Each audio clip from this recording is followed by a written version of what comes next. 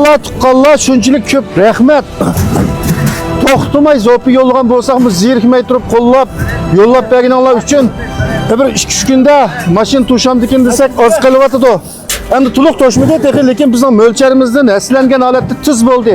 Buning hammasi sizlarning qo'llab berganlardan to'xtamay yurak besib berganlardan bo'ldi.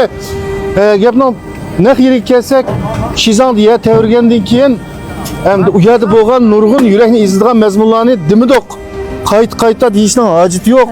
Ko'ryapsizlar, undan keyin chiqib kelgan qiyinchiliklarni bilasizlar. Partiya hukumatimizning g'amxo'rligida u yerda qiyinchiliklar shunchalik yaxshi hal bo'lyapti. Shuning to'liq ishonamiz.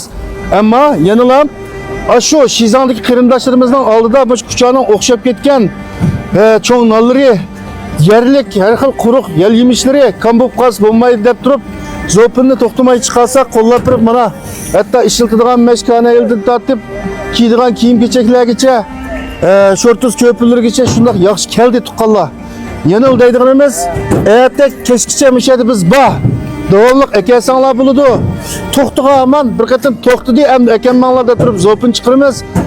Qo'llab turib yurak besib, shu taqib qo'ygan barliq do'stlarga rahmat. Hammangizning qo'llashi bilan mushadagi mehrlik